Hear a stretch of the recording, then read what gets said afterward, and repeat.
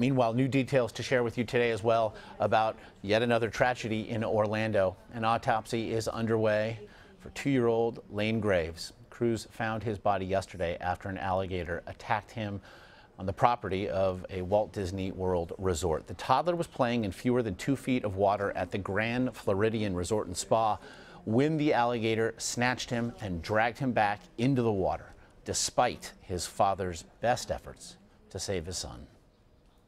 And Mark Strassman joins us now from the Walt Disney World property there in Florida with more on this just horrific attack. Mark, obviously it is very rare that we hear about an alligator attacking and killing a human being, certainly in this country. How can officials then be certain that as they go about euthanizing the gators they are catching in that lagoon, that they have found the right one?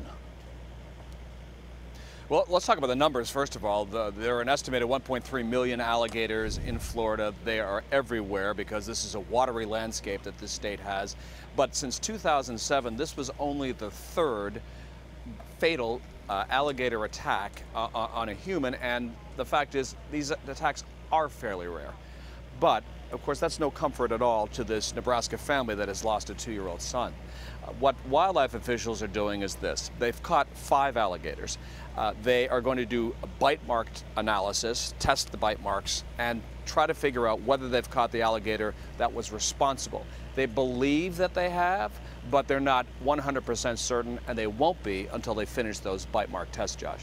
There are questions today regarding legal implications of this attack. Obviously, the Orange County Sheriff's Department has said that they don't believe the parents will face any charges. But what of the company itself with regard to what happened?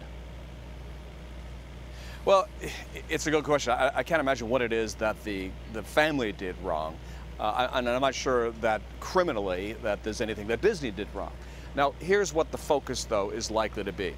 There are signs 150 yards from where I'm standing that say, "Don't feed the alligators," because there are alligators on Disney property.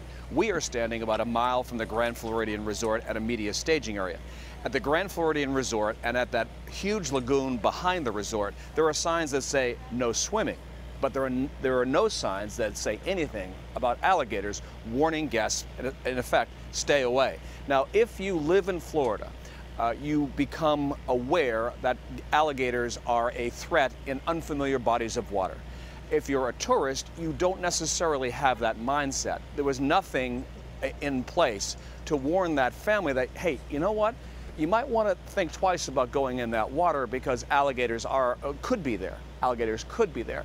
And it is absolutely true, Josh, that Disney has a wildlife team of its own, and they have caught and removed alligators in the past throughout the property. And the question now is, should those signs have been there to warn the family and other families that alligators are a potential threat? And Disney is now saying that they're going to review their signage to figure out, okay, do we need to have a more direct warning to people, hey, alligators are here, please stay out of the water. It just seems inconceivable that such things were not allowed for prior to this. Mark Strassman there in Florida. We appreciate the time today.